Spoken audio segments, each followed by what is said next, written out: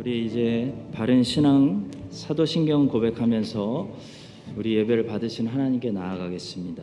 나는 전능하신 아버지 하나님 천지의 창조주를 믿습니다. 나는 그의 유일하신 아들 우리 주 예수 그리스도를 믿습니다.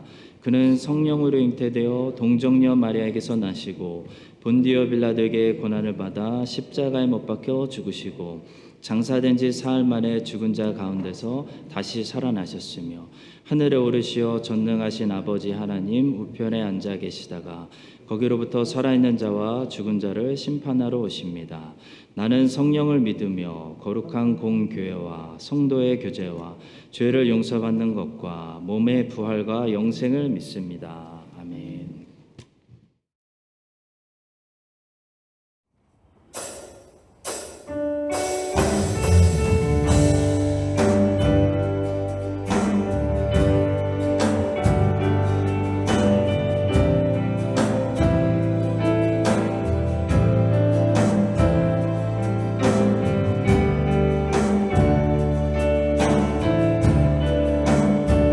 우리 고백을 함께 주님께 나아가기 소원합니다.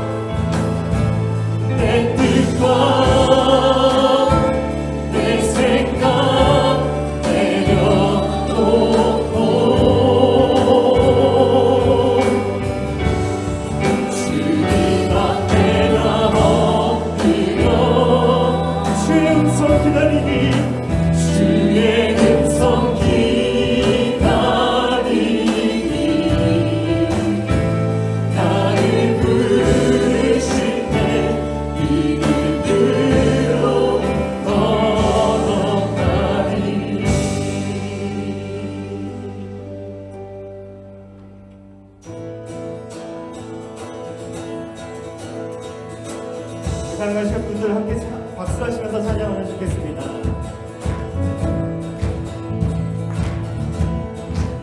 하늘 위의 주님께 하늘 위의 주님 함께 내가 사모할 자 이 세상에 없네.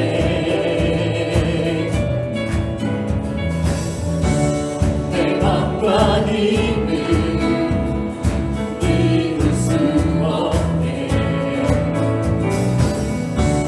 오직 한 가지 그 주님을 믿네. 주는 나의 힘이요 주는 나의 힘이요 주는 나의 힘이요 영원히 주를 의지하리요. 주는 나의 힘이요 주는 나의 힘이요 주는 나의 힘이요 영원히 주를 의지하리. 영원히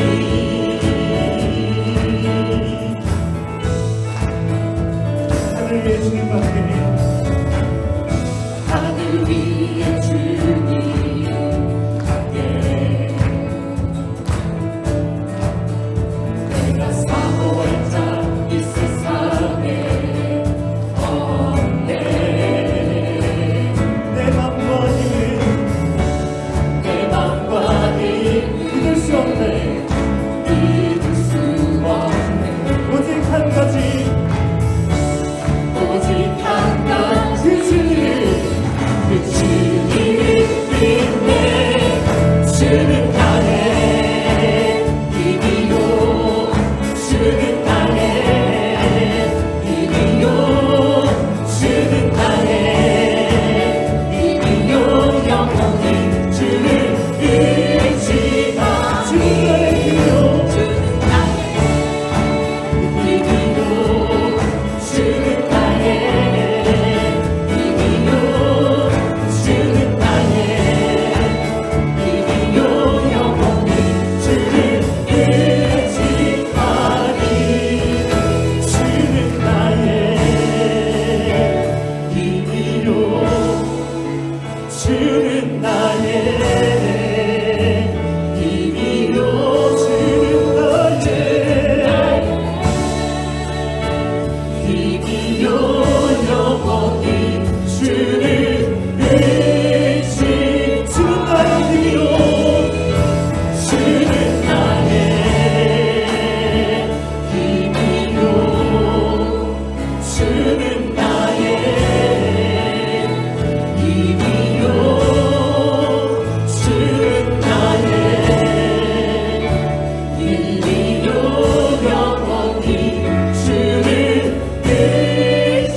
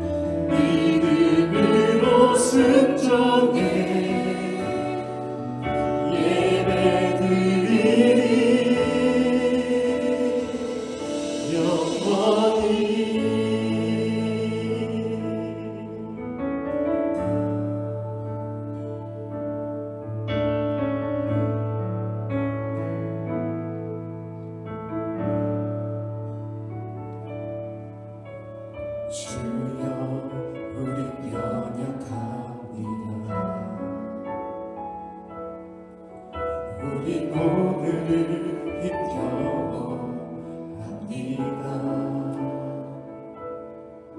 주 뜻 이루며 살기에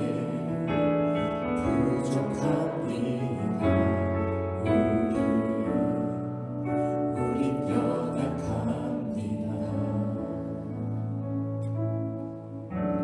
주여 우리 넘어집니다. 오늘 하루 또 실수합니다. 주의 긍휼을 구하는 죄인입니다. 우리 주만 바라봅니다. 한없는 주님의 은혜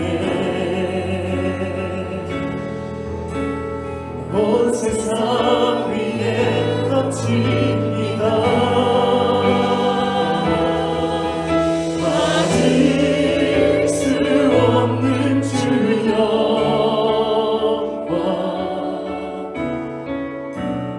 온 땅 위에 출발합니다.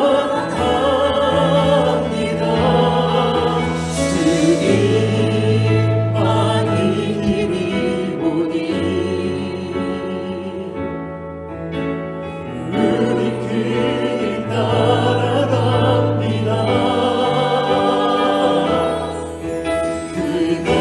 그날에 우리 이루실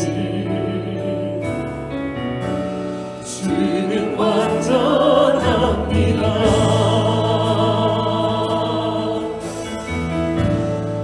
주여 우리 연약합니다.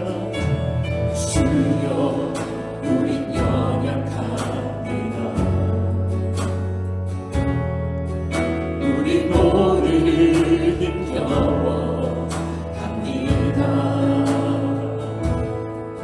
주 뜻 이루며 살기에 부족합니다. 우리 연약합니다. 주여 우리 넘어집니다. 주여 우리 넘어집니다. 오늘 하루도 실수합니다.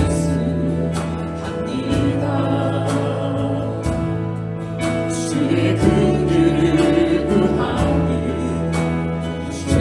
죄인입니다. 우리 주만 바라봅니다. 한없는 주님의 은혜 한없는 주님의 은혜 온 세상 위에 넘칩니다. 가질 수 없는 주여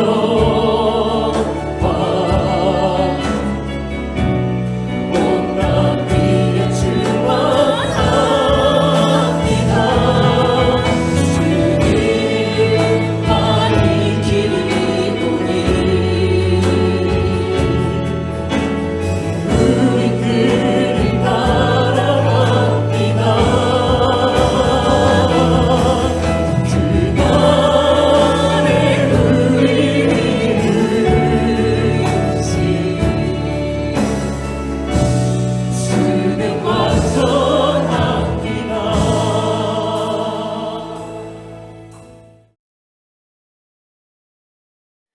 6월 26일에 2부 예배 후에 임시 공동회를 하도록 하겠습니다.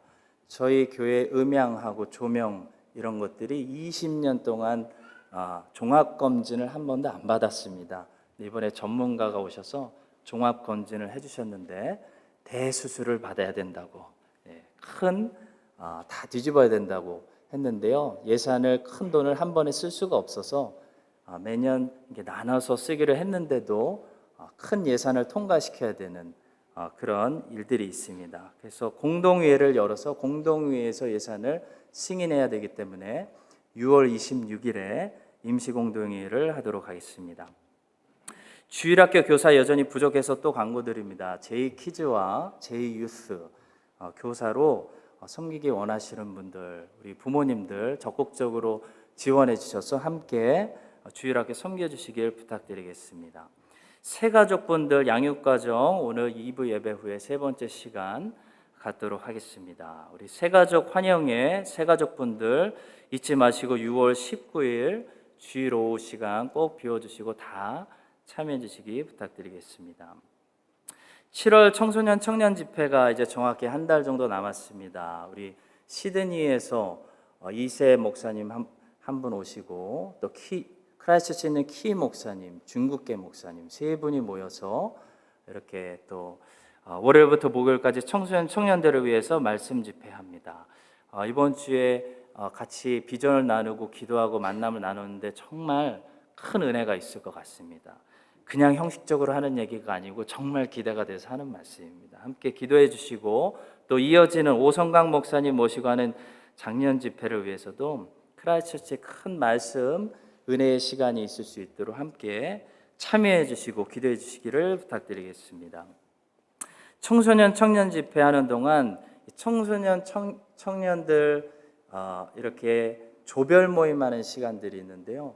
그 매년 조별 모임 리더들이 많이 부족합니다. 꼭 청년들이 아니더라도 누구나 섬기실 수 있으니 조별 모임에서 리더로 섬기기 원하시는 분 저에게 말씀해 주시고 오늘 저녁에 전체 모임을 저희 교회에서 다시 한번 갖습니다. 이 모임에 참석해 주시기를 부탁드리겠습니다. 큐티 하시는 분들 생명의 삶 유어로 사무실에서 픽업해 주시기 바라고요. 또 이번 주 토요일에는 감사한 소식이 있습니다. 이석희 집사님, 문미양 권사님의 딸 이수진 자매가 오클랜드 사랑의 교회 강도사님이신 김동빈 강도사님하고 여기 낙스처치에서 결혼식이 있습니다. 기억해 주시고 많이 축하해 주시기 부탁드리겠습니다. 주일 헌금은 잊지 마시고 들어오실 때 헌금함에 또 온라인 헌금으로 하나님께 드려주시기를 부탁드리겠습니다. 구약성경 사무엘상 13장의 말씀입니다. 사무엘상 13장 5절부터 15절까지의 말씀입니다. 사무엘상 13장 5절부터 15절까지 우리 천천히 한 목소리로 받들어 읽겠습니다. 블레셋 사람들이 이스라엘과 싸우려고 모였는데 병거가 3만이요 마병이 6,000명이요 백성은 해변의 모래같이 많더라. 그들이 올라와 벳 아웬 동쪽 믹마스에 진침해 이스라엘 사람들이 위급함을 보고 절박하여 굴과 수풀과 바위 틈과 은밀한 곳과 웅덩이에 숨으며 어떤 히브리 사람들은 요단을 건너 각각 길르앗 땅으로 가되 사울은 아직 길갈에 있고 그를 따른 모든 백성은 떨더라. 사울은 사무엘이 정한 기한대로 이레 동안을 기다렸으나 사무엘이 길갈로 오지 아니하매 백성이 사울에게서 흩어지는지라. 사울이 이르되 번제와 화목 제물을 이리로 가져오라 하여 번제를 드렸더니 번제 드리기를 마치자 사무엘이 온지라. 사울이 나가 맞으며 문안하매 사무엘이 이르되 왕이 행하신 것이 무엇이냐 하니 사울이 이르되 백성은 내게서 흩어지고 당신은 정한 날 안에 오지 아니하고 블레셋 사람은 믹마스에 모였음을 내가 보았으므로 이에 내가 이르기를 블레셋 사람들이 나를 치러 길갈로 내려오겠거늘 내가 여호와께 은혜를 간구하지 못하였다 하고 부득이하여 번제를 드렸나이다 하니라. 사무엘이 사울에게 이르되 왕이 망령되이 행하였도다. 왕이 왕의 하나님 여호와께서 왕에게 내리신 명령을 지키지 아니하였도다. 그리하였더라면 여호와께서 이스라엘 위에 왕의 나라를 영원히 세우셨을 것이거늘 지금은 왕의 나라가 길지 못할 것이라. 여호와께서 왕에게 명령하신 바를 왕이 지키지 아니하였으므로 여호와께서 그의 마음에 맞는 사람을 구하여 여호와께서 그를 그의 백성의 지도자로 삼으셨느니라 하고 사무엘이 일어나 길갈에서 떠나 베냐민 기브아로 올라가니라. 사울이 자기와 함께한 백성의 수를 세어보니 600명 가량이라. 아멘.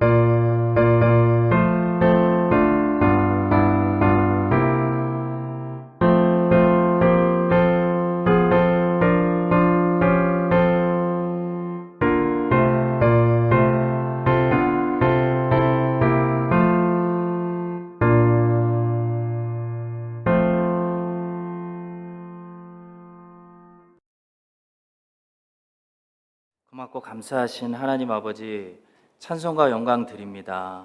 이 시간 우리가 습관이 아니라 믿음으로, 형식이 아니라 사랑으로 하나님께 가까이 나가게 하여 주시옵소서. 하나님께 예배하는 자들이 하나님의 은혜와 하나님의 거룩하심을 예배를 통해 배우게 하여 주시옵소서. 어려운 가운데서도 하나님께 헌금이 모아지게 하여 주심을 감사합니다. 이 예물을 받으시고 하나님 나라를 이 말세에 확장시켜 주시며 예수님의 생명의 복음이 온 땅에 흘러 넘쳐가게 되는 성령님의 역사들이 일어나게 하여 주시옵소서. 주의 백성들의 눈물이 변하여 기쁨이 되고 근심이 변하여 찬송이 되게 하여 주시옵소서. 오늘 말씀을 들을 때 우리의 마음이 다시 뜨거워지게 하시고 영의 양식을 먹고 영혼이 건강하고 만족하게 하여 주시옵소서. 감사를 드리며 살아계신 예수님의 이름으로 기도합니다. 아멘. 네, 오늘은 흔들리는 왕 사울이라는 제목을 가지고 말씀을 전하겠습니다. 하나님께서 사울을 버리신 이유는 두 가지입니다. 첫 번째 사건이 본문에 나오는 사울이 사무엘 없이 자기가 제사 드리는 사무엘상 13장의 사건이고요. 두 번째 사건은 사무엘상 15장에 나오는 사울이 아말렉을 진멸하지 않고 자기 마음대로 살려두는 이 두 가지 사건입니다. 이 두 가지 사건들 때문에 사울은 하나님으로부터 버림을 받게 됩니다.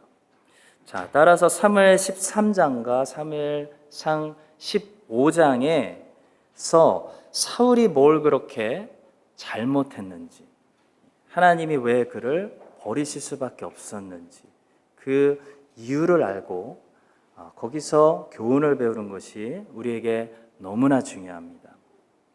오늘은 사울이 하나님께 버림받게 되는 첫 번째 사건, 이 사무엘상 13장의 사건을 가지고 성령 하나님께서 이 말씀을 가지고 오늘 여러분과 저에게 주시는, 우리 각자에게 주시는, 또 이 땅 교회에게 주시는 중요한 교훈들을 배우도록 하겠습니다. 자, 첫 번째로 위기를 만났을 때 우리는 거기서 레슨을 배워야 된다라는 말씀입니다. 본문에 보니까 큰 위기가 왔습니다. 엄청난 위기가 왔는데요. 본문은 이 위기를 극복하지 못하고 거기서 실패한 사람들을 우리에게 두 부류로 보여주고 있습니다. 첫 번째 부류는 위기에서 벗어나고 도망가는 부류입니다. 본문 6절과 7절에 나오는 사람들이 이 첫 번째 부류에 속한 사람들이죠. 이스라엘 사람들이 위급함을 보고 절박하여 굴과 수풀과 바위 틈과 은밀한 곳과 웅덩이에 숨으며 어떤 히브리 사람들은 요단을 건너 각각 길앗 땅으로 가되 사울은 아직 길갈에 있고 그를 따르는 모든 백성은 떨더라 말씀합니다. 첫 번째 부류의 사람들은 위기가 만났을 때 어떻게 반응했죠? 숨거나 벗어나거나 도망갈 생각을 했습니다. 이스라엘 사람들 중에 많은 사람들이 이렇게 반응했습니다. 마찬가지로 오늘날도 위기가 딱 오면 많은 사람들이 이렇게 반응한다는 거죠. 하나님을 찾는 것이 아니고 도망칠 장소부터 찾습니다. 어디로 가야 되나? 더 나은 장소가 어딘가? 굴 속에 들어가서 숨고 수풀, 바위 틈, 웅덩이 속에 들어가서 숨습니다. 아예 요단강을 건너서 동쪽 길라 땅으로 가버리는 사람들도 있었습니다. 아브라함도 이렇게 했던 적이 있습니다. 가나안 땅에 기근이 왔을 때 기근을 피해서 아예 애굽 땅으로 이민을 가버렸죠. 하나님의 뜻에서 벗어났던 적이 아브라함 같은 사람도 있었습니다. 나오미도 그랬고 엘리멜렉도 그랬죠. 가나안 땅에 기근이 오니까 하나님 버리고 이스라엘 버리고 모압 땅에 가서 살았습니다. 자, 하나님 백성들이 위기와 시험이 왔을 때 이렇게 벗어버리고 도망치고 가버리면 어떻게 될까요? 잘 살 수 있을까요? 나오미 같은 경우에는 남편을 잃었고 두 아들들도 잃었습니다.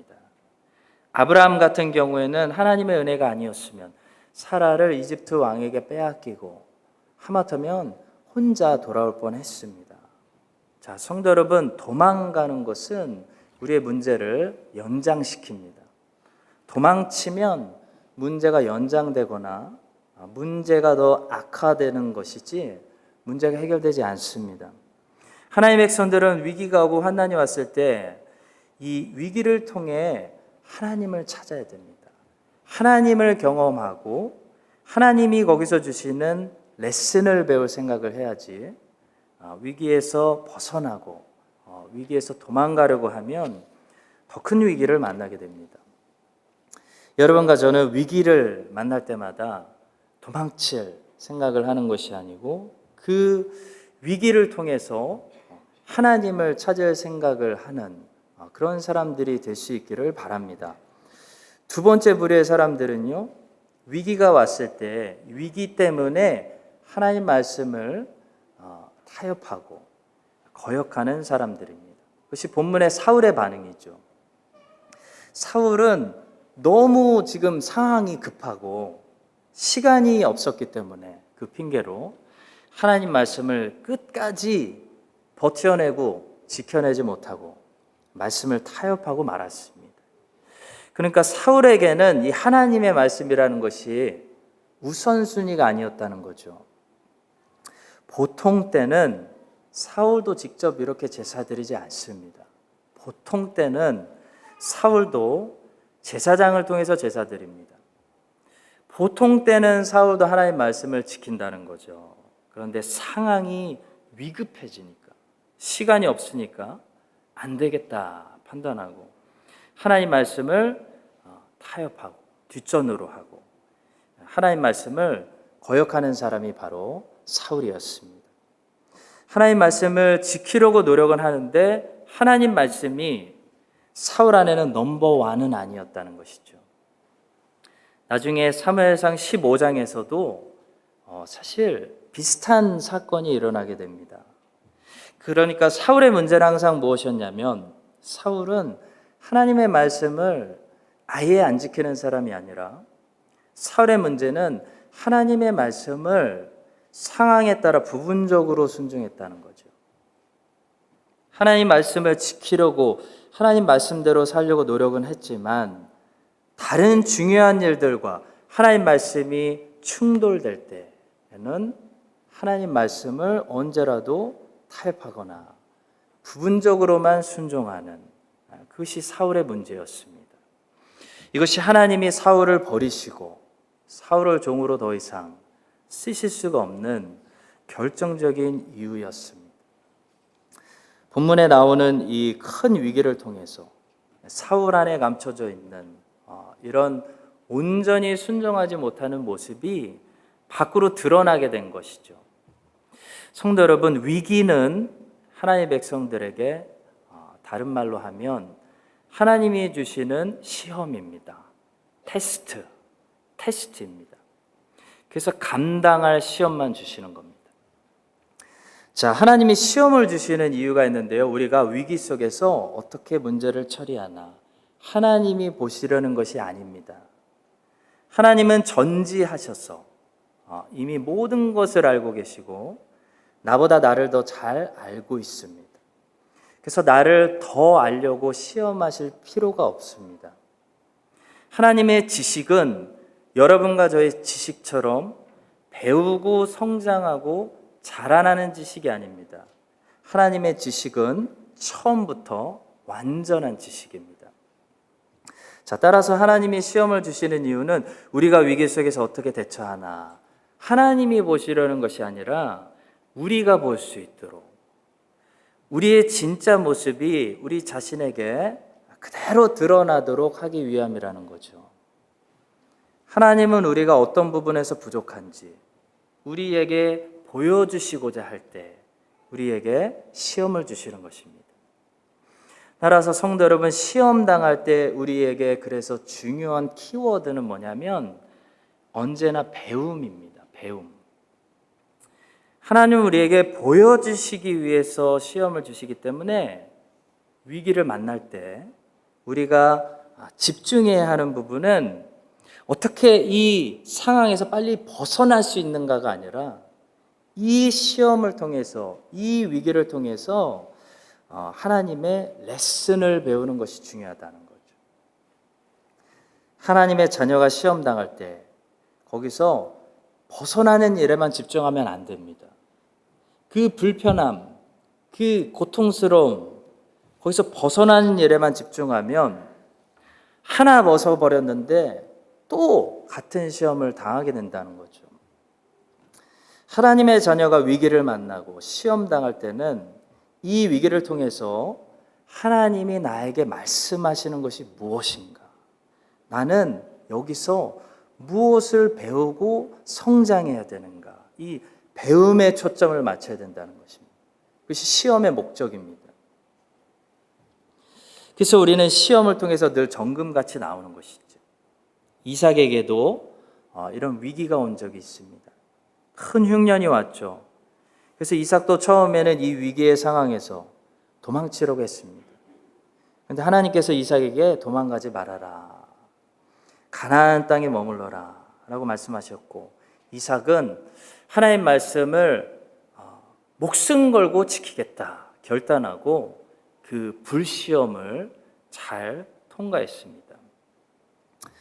자, 그랬더니 창세기가 시험을 통과한 이삭에게 목숨 걸고 그 땅에 버텨냈던 이삭에게 어떤 결과가 있었다고 말씀하고 있죠.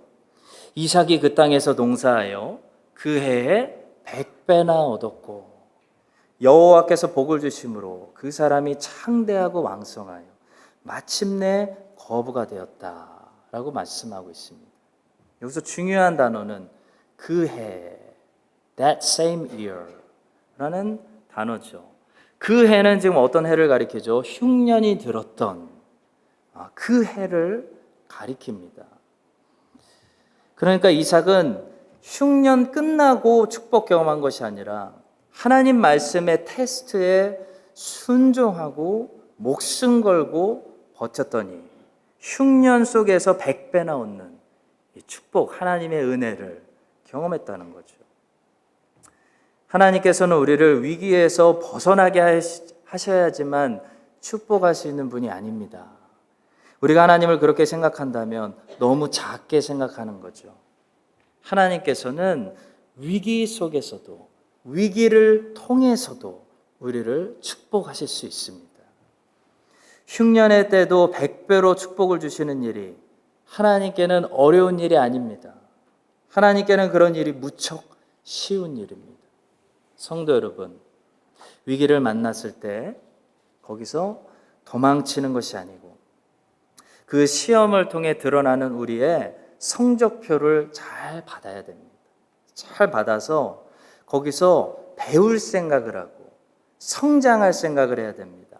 그래서 하나님이 원하시는 모습으로 우리가 배우고 성장하고 바뀌어가지고 그 위기 속에서도 결국 위기를 통해서 하나님이 주시는 100배의 은혜를 누리는 우리 모두가 될 수 있기를 주님의 이름으로 간절히 축복합니다.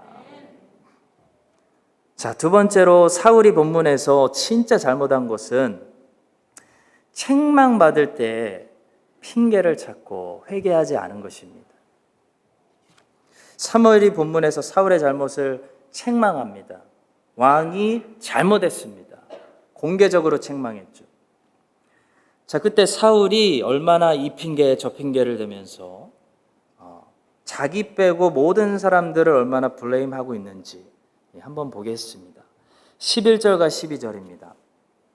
사무엘이 이르되 왕이 행하신 것이 무엇이냐 하니 사울이 이르되 백성은 내게서 흩어지고 당신은 정한 날 안에 오지 아니하고 블레셋 사람은 민막스에 모였음을 내가 보았으므로 이에 내가 이르기를 블레셋 사람들이 나를 치러 길갈로 내려오겠거늘 내가 여호와께 은혜를 간구하지 못하였다 하고 부득이하여 번제를 드렸나이다. 사울의 대답입니다. 사울의 논리를 들어보면 사울 빼고 다 잘못했습니다. 이스라엘 백성들이 흩어진 것이 문제였고 늦게 온 사무엘이 문제였고 쳐들어온 블레셋 사람들이 문제였고 이 모든 것을 허락하신 하나님이 문제였습니다. 성도 여러분, 원망이 무서운 이유는 원망하다 보면 결국 그 원망이 끝에 하나님을 향하기 때문입니다.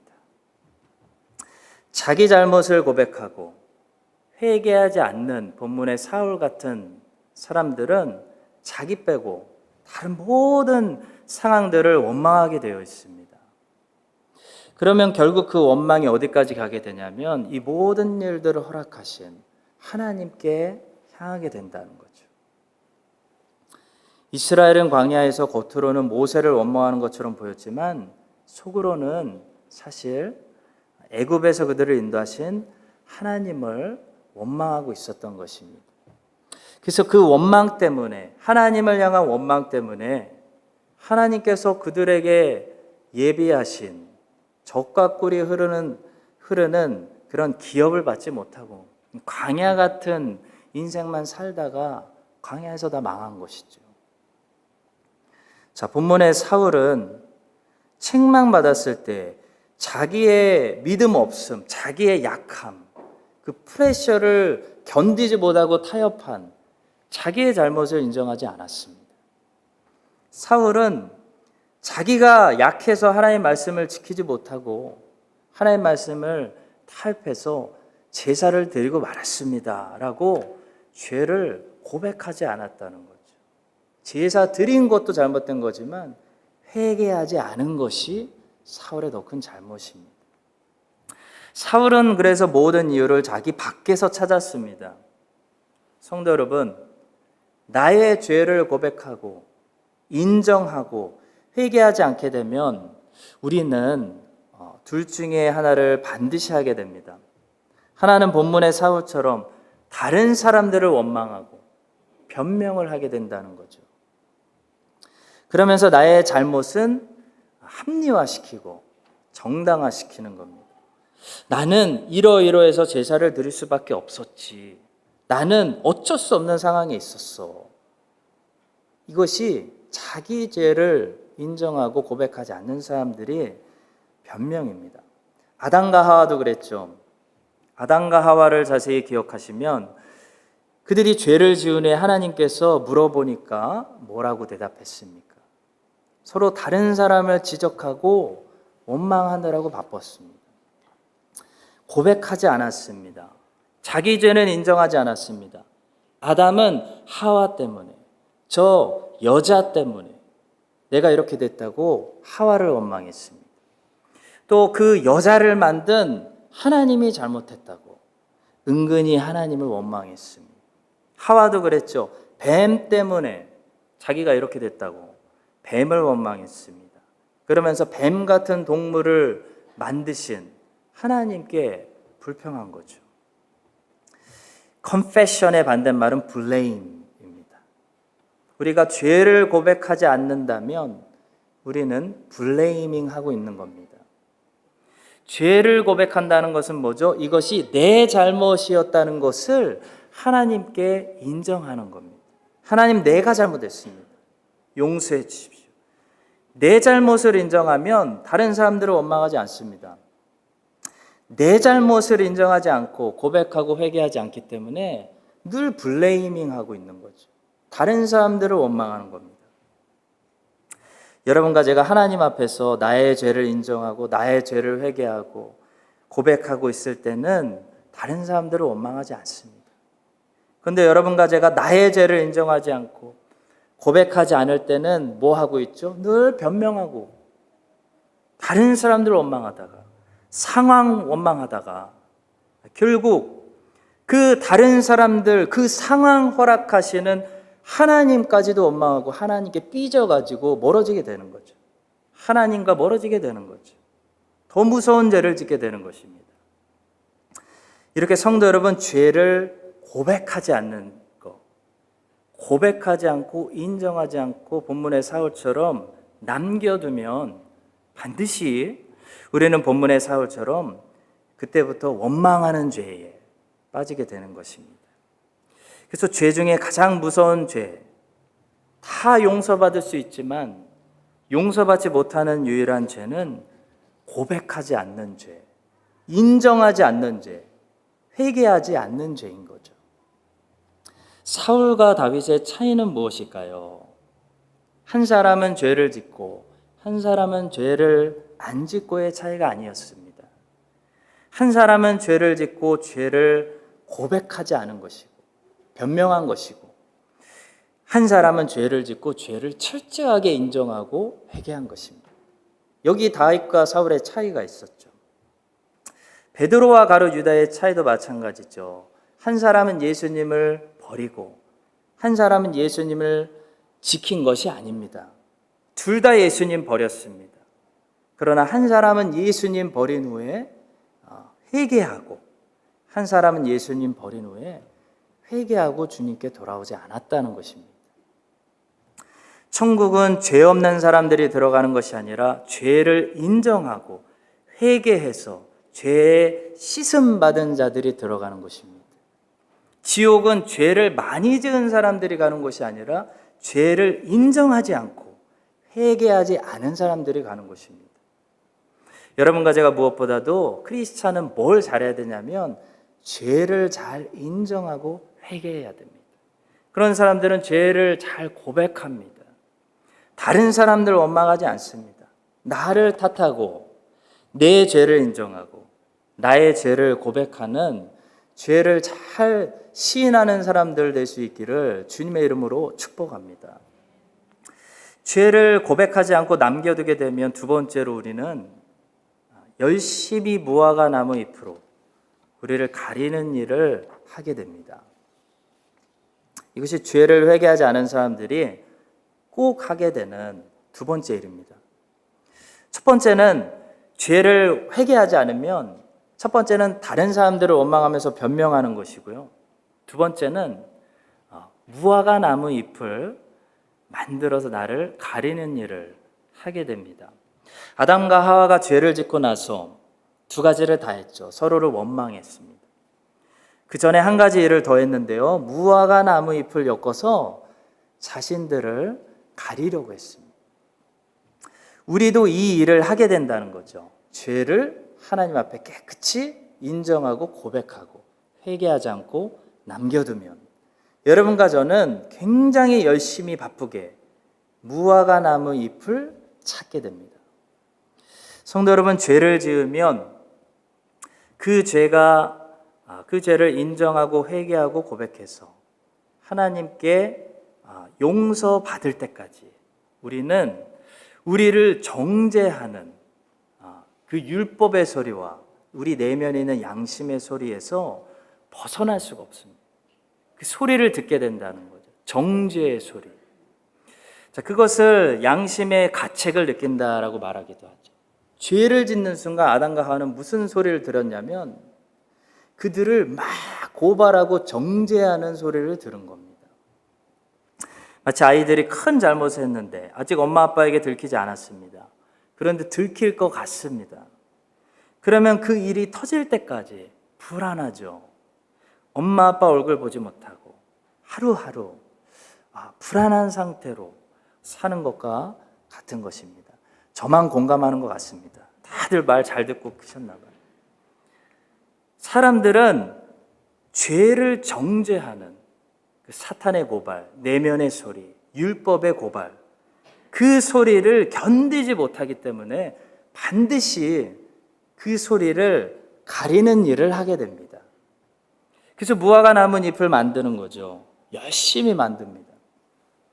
아담과 하와가 하나님께서 입혀주시는 그 피를 흘린 동물 가죽 옷을 입기 전까지는 반드시 그들이 스스로 만든 무화과 나뭇잎으로 만든 옷을 입고 있을 수밖에 없었다는 거죠.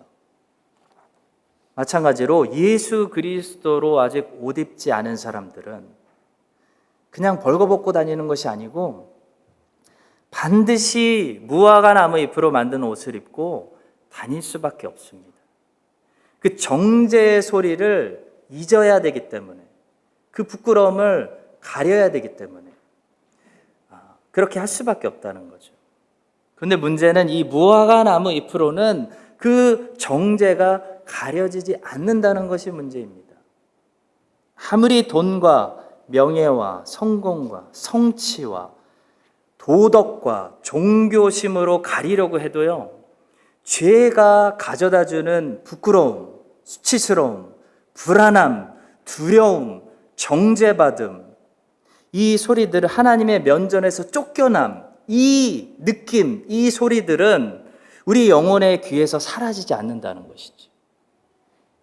그래서 우리는 어떻게 합니까? 그 소리를 듣지 않고 잊어버리기 위해서 인생을 더 시끄러운 소리로 채워버립니다. 그래서 무화과 나무 잎을 입고 있는 사람들의 특징은 뭐냐면 자꾸 바쁘게 무언가를 추구해야 된다는 거죠. 안식이 없다는 것입니다.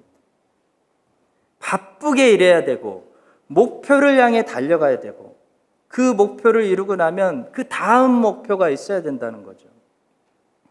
혼자 있는 것을 견디지 못하고 자꾸 사람들을 통해서 내 가치를 확인받아야 되고, 그래서 자꾸 무화과 나무 잎으로 정죄받은 것을 가려보려고 한다는 것입니다. 안 그러면 견디지 못하는 겁니다. 솔로몬이 그랬습니다.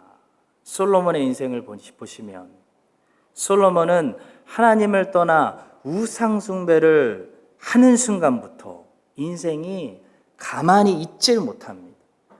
인생이 멈출 줄 모릅니다. 안식이 없습니다. 무서운 속력으로 달려갑니다.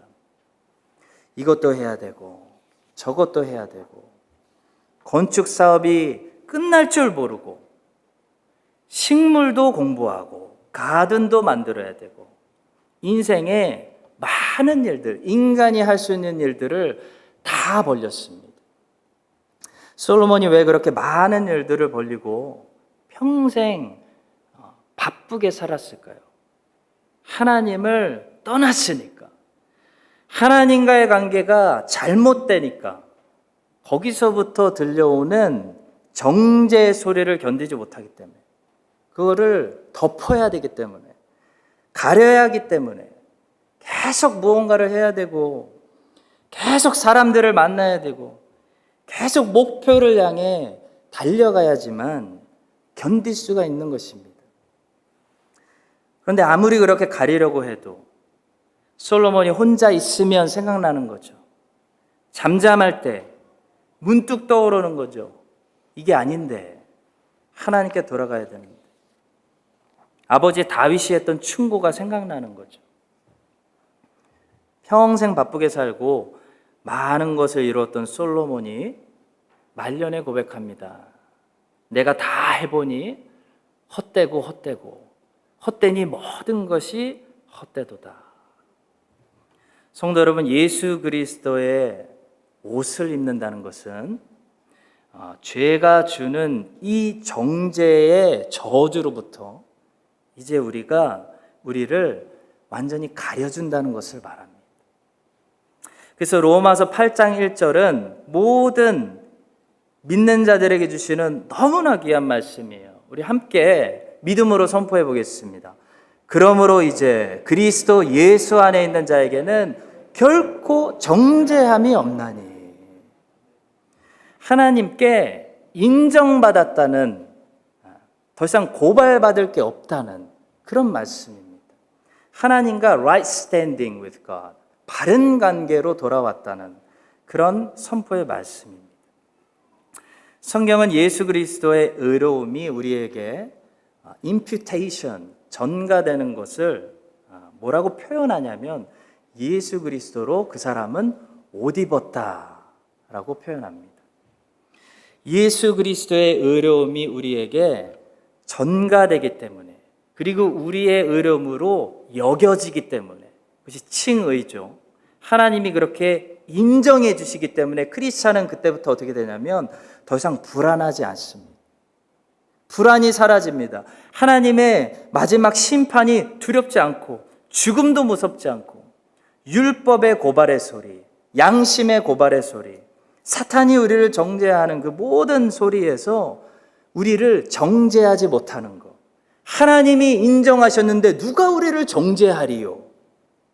그것이 예수 그리스도의 의로움이 전가돼서 예수 그리스도라는 옷을 입은 사람들만이 가질 수 있는 담대함입니다. 사랑하는 성도 여러분, 회개하지 않으면 평생 다른 사람들을 원망하거나 아담과 하와처럼 무화과 나무 잎을 만들어서 가려지지도 않는 자기를 가리는 일을 하다가 죽는 겁니다. 그러나 회개하고 예수를 믿으면 예수 그리스도의 의로움이 그 사람에게 전가되어서 그때부터 하나님이 그 사람을 칭의, 의롭다고 인정해 주시기 때문에 하나님과 바른 관계가 맺어지기 때문에 하늘의 하나님을 아빠, 아버지라고 부를 수 있는 그런 담대함을 가지고 모든 정죄함에서 벗어나서 살 수 있는 것입니다. 그것이 복음의 비밀이죠. 거룩하고 복된 오늘 주일 아침에 이 사실을 우리가 다시 묵상하면서 무화과 나무 잎을 더 이상 입지 않고 예수 그리스도로 옷 입혀주신 그 하나님의 은혜를 우리가 감사하고 찬양하면서 하나님을 높이 찬양하고 예배하는 그런 귀한 복된 주일이 여러분 모두에게 되시기를 예수 그리스도의 이름으로 간절히 축원합니다. 기도하겠습니다. 무화과 나무 잎으로 옷을 입고 다른 사람들 원망하며 쉴 줄 모르고 바쁘게 달려가던 우리를 불쌍히 여기시고 우리에게 예수 그리스도의 옷을 입혀주신 하나님 아버지 참으로 감사합니다. 사랑하는 주의 자녀들이 예수 그리스도를 의지하여 새로운 한 주에도 날마다 하나님께 담대히 나아가며 하나님을 아빠 아버지라 부르며 모든 염려 근심 걱정 내려놓고 주시는 성령과 은혜를 의지하여 승리하는 삶을 살도록 이끌어 주시옵소서. 감사하며 예수 그리스도의 이름으로 기도합니다. 아멘.